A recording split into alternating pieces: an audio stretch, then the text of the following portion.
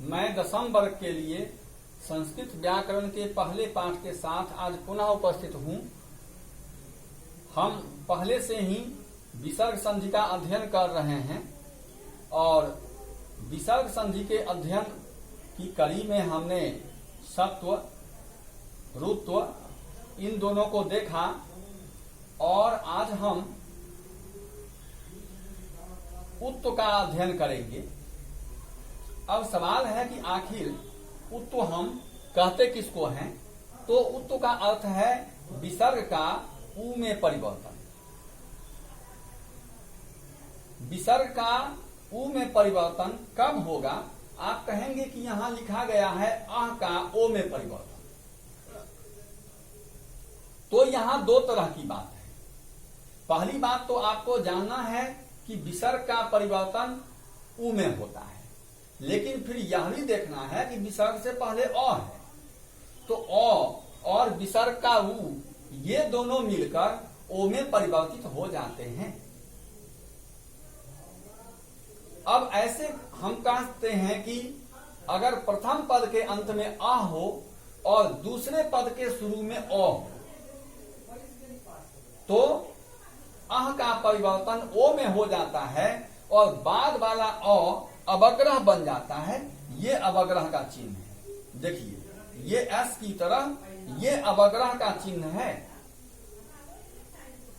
अब इसके लिए हम देखते हैं कि जैसे मान लीजिए बालह जोर अयम, तो बालह जोर अयम है, तो आप इस परिस्थिति में क्या कीजिए कि बाल जोर अ जोर विसर्ग, तो बाल जोर अ जोर विसर्ग जोर अयम।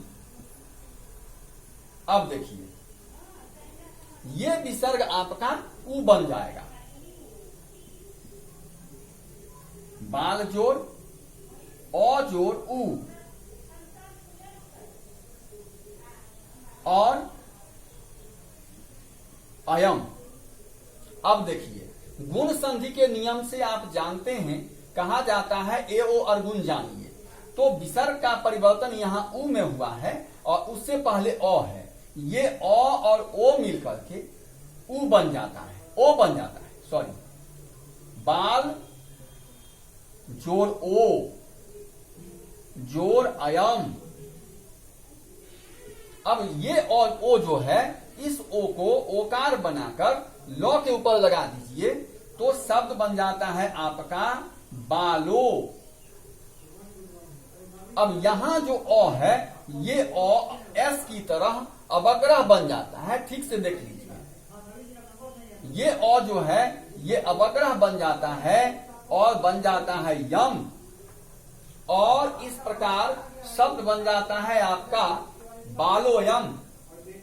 फिर वैसे ही दूसरा है रामः जोर अत्र, तो रामः जोर अत्र फिर वैसे ही देखना होगा, फिर वैसे ही देखना होगा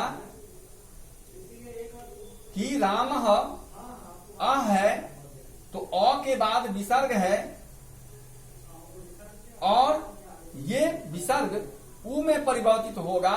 ये उ अ के साथ मिलेगा तो ओ बनेगा और ये ओकार राम पर लगेगा तो बन जाएगा शब्द रामो। और दूसरे पद के शुरू में जो अ है, अब ये अ अवग्रह बन जाएगा और इस प्रकार शब्द बन जाता है रामो अत्र। ठीक वैसे ही शिवः जोर अर्च्यः शिवो अर्च्यः, या नृपः जोर अतीव नृपोतीव।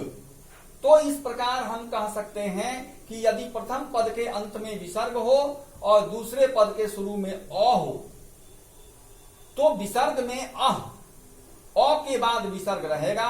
विसर्ग का परिवर्तन उ में होगा, उसके पहले अ है, अ उ के साथ मिलकर ओ बनेगा और वह ओ प्रथम पद के अंत में ओकार की मात्रा के रूप में लग जाएगा और दूसरे पद के शुरू में जो अ है वह अ आपको बन जाएगा अवग्रह। तो आज आपको इतना ही याद करना है। That's all.